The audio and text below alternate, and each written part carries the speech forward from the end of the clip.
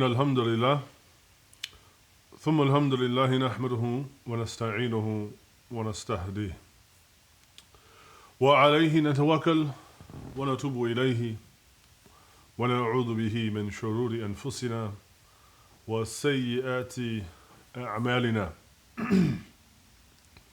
من يهد الله فهو المهتد ومن يضلل فلن تجد له وليا مرشدا وأشهد أن لا إله إلا الله وحده لا شريك له له الملك وله الحمد يحيي ويميت وهو على كل شيء قدير وأشهد أن محمدا عبده ورسوله فصلوات الله تعالى عليه وعلى آله وأصحابه وأزواجه وذرياته وبيته أجمعين إن الله وملائكته يصلون على النبي يا أيها الذين آمنوا صلوا عليه يا أيها الذين آمنوا صلوا عليه وسلموا تسليما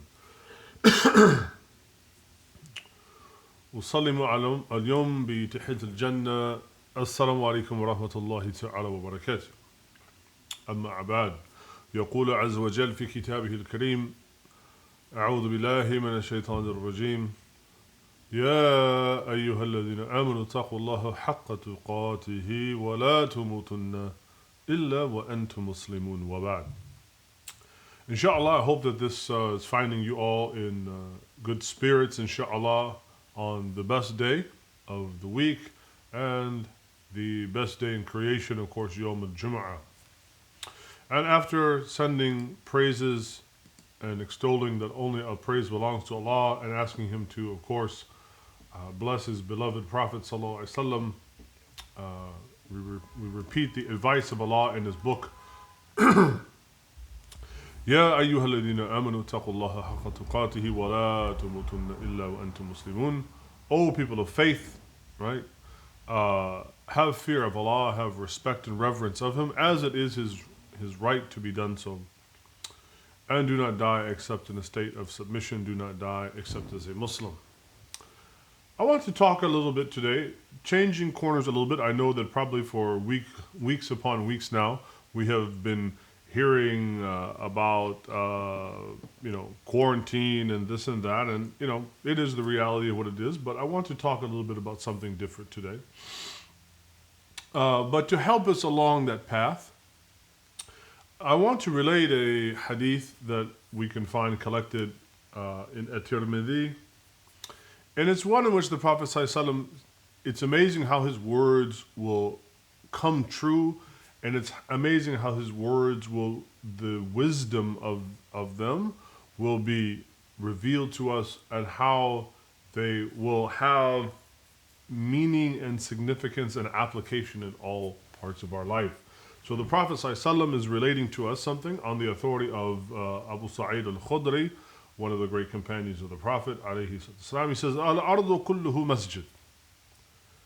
The entire earth is a masjid, right? And then what do we mean by the word masjid? Now, sometimes we think of the word masjid, it's a particular building, maybe with domes on it or something, right? And it's true, there are masajid like this, sometimes referred to in the English as a mosque. But the masjid, what is the masjid?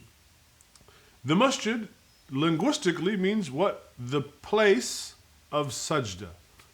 It's where you prostrate. So the Prophet ﷺ said, Al-ard kulluha masjid. All of the earth is a masjid, illa al-maqbara, right? Except, of course, one should not make prostration on a grave, meaning where somebody is buried, aw al-hammam, right? Of course, in the bathroom.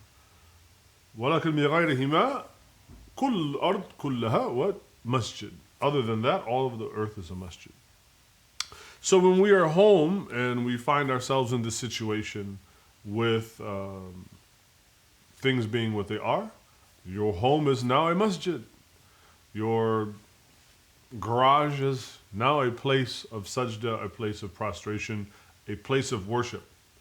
So it's quite stunning how in the hikmah of the Prophet ﷺ making such a statement, and then his mission, He is مَبْعُوثٌ رَحْمَةً لِلْعَالَمِينَ.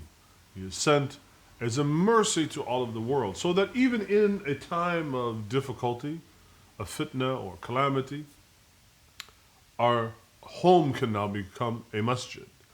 And of course, that means that our life is still about worshiping Allah, seeking His pleasure, trying to gain His favor for His garden, seeking to make amends or atonement to avoid the fire.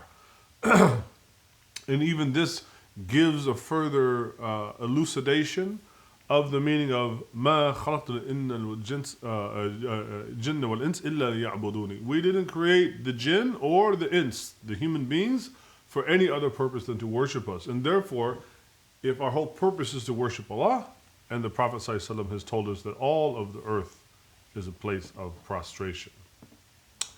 And part of worshiping Allah in the grand aspect, not only just in the sajda, not only in the prayer, but in all aspects of worship, we have the topic of ikhlas. We have what we call sincerity, right? And there are some different synonyms. We will see sometimes the word in Arabic, sidq, right? Khumum, other words that are used, right? Ikhlas, or the practitioner known as mukhlis, right? Is quintessential to the life of Islam, to the life of the believer, to be sincere with Allah at all times, even when we're sincere when we have done wrong. We know the dua in the words of Musa alayhi salam, of Moses, when he killed a man and said, what? Inni dhalamtu nafsi. This is ikhlas. Oh Allah, I wronged myself. I did something wrong. I seek atonement for it, and I'm going to be honest about what I did. So ikhlas, or sincerity, is of paramount importance for the life of the believer. And in fact, when we read in Surah Al-Hijr, in the 15th chapter of the Quran, and we get to the passage that deals with Allah, Adam, and Iblis. When we deal with God, Adam, and who? Satan. And we all know about the disobedient act of Iblis to bow to Adam as the angels bowed to him as Allah had commanded. And because of this builds such jealousy and such rancor in the heart of Iblis. He says to Allah, قَالَ رَبِّي بِمَا أَغَوَيْتَنِي, right? بِمَا أَغَوَيْتَنِي لَأُزَيِّنَنَّ لَهُمْ فِي الْأَرْضِ. Oh Allah, because you misled me, which is an unbelievable statement, right? Iblis is now going to blame the faults of his actions on others, and not just others, he's going to blame them on Allah. قَالَ رَبِّ بِمَا أَغَوَيْتَنِي لَأُزَيِّنَنَّ لَهُمْ فِي الْأَرْضِ. I'm going to make everything in the earth appealing for me. I'm going to make everything glitter and shine, and everything that glitters and shine is going to have something haram or something disdainful behind it. وَأُغْلِوَنَّهُمْ أَجْمَعِينَ. And I'm going to mislead all of them. This is the pledge of Iblis. And even he, right, إِلَّا عِبَادَكَ, even though he makes this pledge, because Allah has power over all of his creation. Iblis even has to admit, إِلَّا عِبَادَكَ مِنْهُمُ الْمُخْلِصِينَ. I will mislead everybody except for your worshippers, except for your followers, your ibad, minhum al-mukhlisin. Except those who are what? That have ikhlas, that have sincerity. So sincerity is actually one of the weapons in our repertoire against the enemy known as Iblis, the enemy known as Shaitan. This is something that we should incorporate, obviously, and focus very much on our worship. Yes, we want to make sure that when we do the wudu correctly, we're doing the right hand and then the left hand, and yes, we should work to perfect all of the different aspects of ibadat, undoubtedly. But we must, along with that, and perhaps even greater than that, we must work to perfect sincerity with Allah. And it's something that is a lifetime process. It's not easy to do. And Allah says, once His abd sets on the path of ikhlas, to be from the mukhlisun, to be from the people of sincerity, He says, قَالَ what? هَذَا صِرَاطٌ عَلَيَّ مُسْتَقِيمٌ. This is my straight path. The sincerity of the believer now sets upon the path of Allah. Who can take off the path of Allah? None can overcome. This is one of the protections we have against the shaitan, is ikhlas. And we should note that sometimes sincerity, the way that is used in the Quran, it is used in a way that, let's just say that sincerity comes to people when the chips are down. Allah says, وَجَاءَهُ الْمَوْجُ مِنْ كُلِّ مَكَانٍ وَدَعَوَا اللَّهَ مُخْلِصِينَ لَهُ الدِّينَ. Right?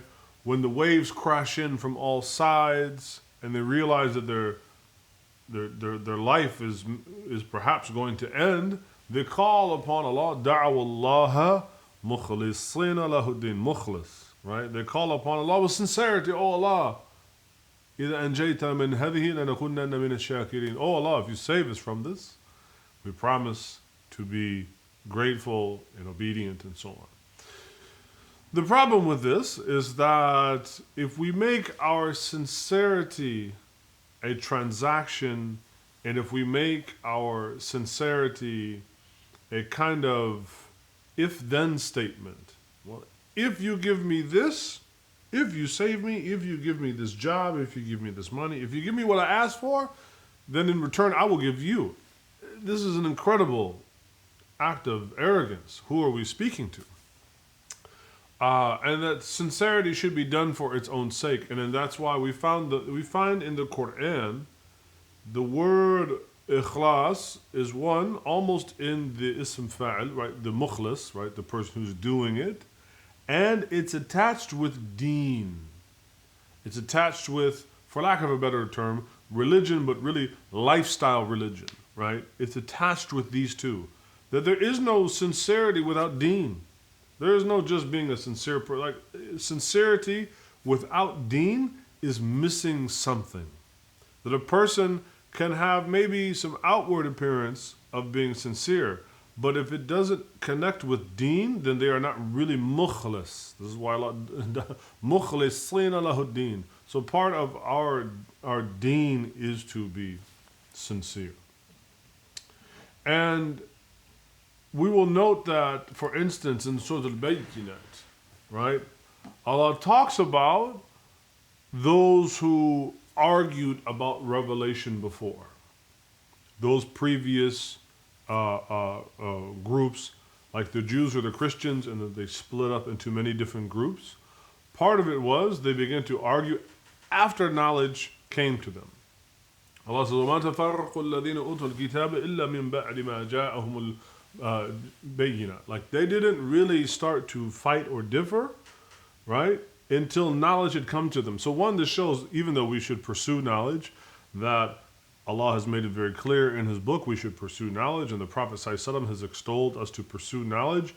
Be aware that knowledge is actually one of the conduits, though, through which other communities began to fight and differ, right? Just look at sighting the moon, right? The knowledge around sighting the moon has not stopped us from bickering with each other every Ramadan about when it's going to start. And Allah says what? وَمَا أُمِرُوا إِلَّا لِيَعْبُدُوا اللَّهِ. Right? And they're missing the whole point, because they were not commanded to argue. They were only commanded to what? لِيَعْبُدُوا اللَّهِ.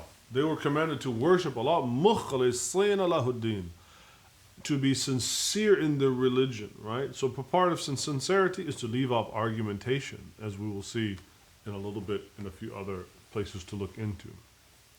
So I feel that, when we discuss religion, that yes, we all have to learn the different forms of praying, fasting, the books of fiqh, right? You could think how to perform different actions. These are, of course, this is a part of a religion. Islam is a particular religion. As we said last night, there are aspects of religion of Islam that are universal. Allah is calling all of mankind to embrace this deen. But at the same time, He is particular about how He will be worshipped. He will not be worshipped as a painting. He will not be worshipped having children. He will not be worshipped as 3-in-1. He will not accept this. He will be worshipped in the morning after the sun begins to come up, but not when it hits the horizon. He will be, like the times, Allah is very specific. So there are generalities and universalities, and then there are also specificities and things that are unique about it. So we should learn those, right? We have to learn those different things. At the same time, right, the heart is extraordinarily important in this endeavor. In fact, once you have the heart in a certain kind of appropriate alignment, once the heart is contented with the truths of La ilaha illallah and Muhammadur Rasulullah, that there is nothing to worship but Allah, and that Muhammad sallallahu alaihi wasallam is the seal and finality of all prophets, and he is the guide to follow. Once the heart has this in contentedness, it's just a matter of kind of, well, how do I figure out that stuff? Of which now, mashallah, we have so much information available to us that if you want to know how to do something in Islam, it's there, and it's just a matter of you taking the time, to go and learn it. But sometimes what prohibits us from doing this is the heart, whether it's laziness, stubbornness, lack of sincerity, right? So it's important for us to get our hearts, inshallah, in the right place. So in the second khutbah, inshallah, when we come back, I have 2 or 3 hadith that I want us to look at and to contemplate over the importance of those, of how we can, inshallah, try to increase our sincerity and be amongst the mukhlisina lahuddina da'awallah, those who are sincere in their religion and they call upon Allah and only Him. Awalan nasallaha bil afiyah. First, we ask Allah to pardon us, especially in this month, inshallah, of pardoning.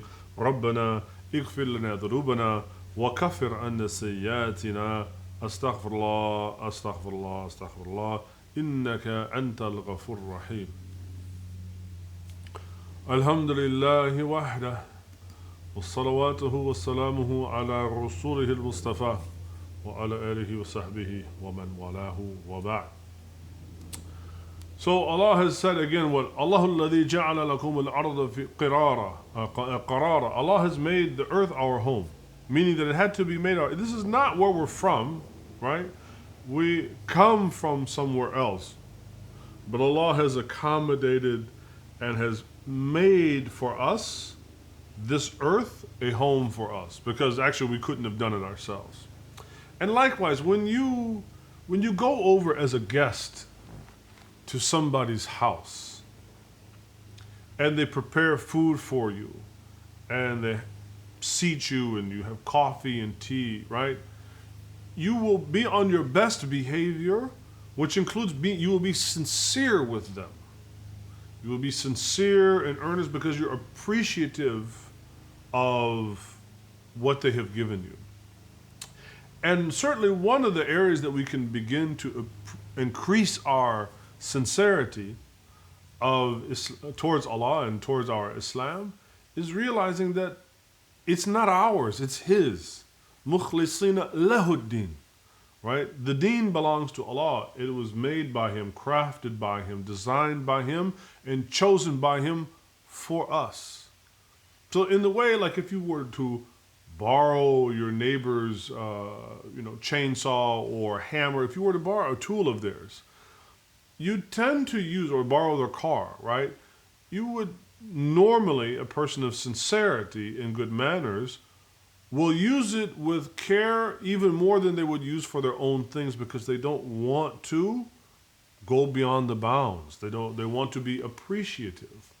So an aspect of sincerity is being appreciative of that this thing that has been given to us is called Islam. Whether you were born Muslim, whether you became Muslim, is kind of irrelevant in some ways. That's just the sabab, or the means of how it has come to us. we have to appreciate it because it doesn't really belong to us. This earth doesn't belong to us, right? I remember somebody the other day, we have to treat the earth better like it belongs to us. No, it doesn't belong to us. It was جَعَلَ لَكُمْ قِرَارًا. Allah is the one that made it a qarar, right? He's the one that made it a home for us.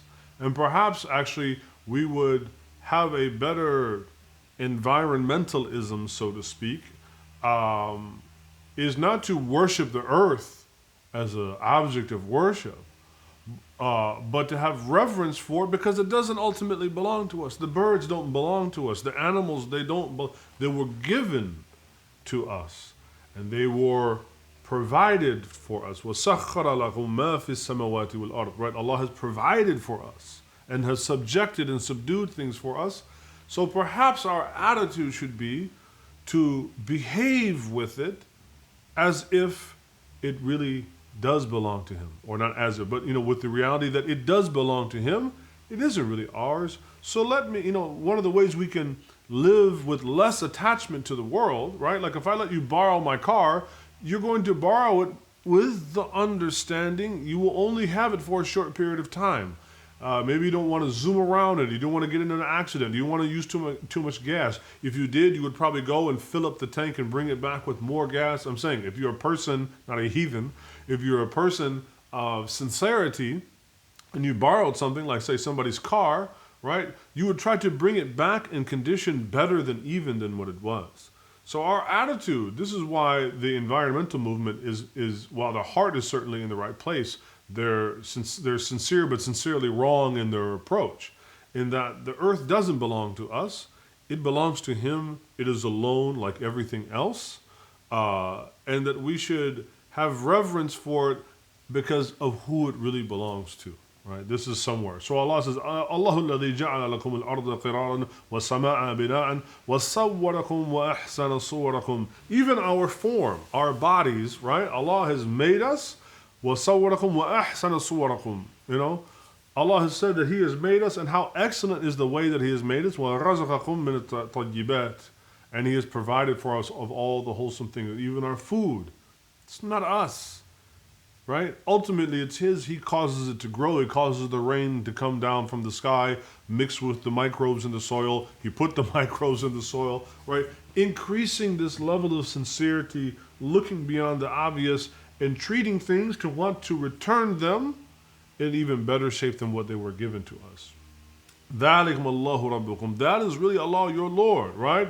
فَتَبَارَكَ اللَّهُ رَبُّ الْعَالَمِينَ. And how blessed is Allah, the Lord of all the worlds. He's هُوَ الْحَيُّ لَا إِلَهَ إِلَّا هُوَ فَدْعُوهُ مُخْلِصِينَ لَهُ الدِّينَ. That He is the living, and therefore call upon Him with all sincerity as it relates to all the total aspect of deen, right? Alhamdulillahi Rabbil Alameen. And all praise belongs to Allah. So when we think about trying to increase our sincerity, let us think of this. The Prophet ﷺ, and we'll relate just a couple of hadith and then inshallah we'll conclude. The Prophet ﷺ, Abdullah ibn Amr relates this hadith, and he asked, Ya Rasulullah, ayu nas afdal? Which people are best? He said, Kullu makhmum al-qalbi saduq al-lisan. He's right, the best kind of person is the one that is makhum al-qalb, right? He is pure in his heart, and he is what? Saduq al-lisan. He's honest in his speech. He doesn't deceive people. And so they said, okay, قالوا صدوق اللسان نعرفه. When it comes to this, truthfulness of speech, we understand this. He said, فما مخوم القلب. What is this مخوم القلب? What is this مخوم القلب? What is this? How does one have purity in the heart? Because it's a little abstract. And he said, هو التقي النقي. Right? It is that you are pious and pure. Right? That you have taqwa. Right? And that you avoid things that defile you. Naqi. And he said, وَلَا إِثْمَ فِيهِ. That you don't have any sins upon you. Not that you don't commit them, because كُلُّ بَنِي آدَمَ خَطَّى. All children of Adam make sins. But that you're a person who is ta'ib. You're a person who is always repenting, so that the sins, inshallah, are removed from you. And then you seek to avoid going back to those things of which you had to repent for in the first place. وَلَا بَغْيَ وَلَا غِلَّ وَلَا حَسَدٍ. That neither does he's not unjust to people, right? He doesn't oppress people, and he doesn't have rancor in the heart, like he's not bitter, kind of like Iblis, the way he was towards Adam, and he doesn't have hasad.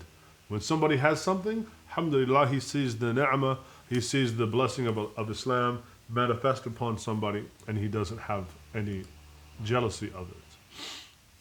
And he said also that nadar Allahu amra sami'a maqalati, right? He said, may Allah beautify a man who hears a saying of mine and then he transmits it. We know this and that perhaps even the person he transmits it to will have more fiqh, more comprehension than the one who is transmitting.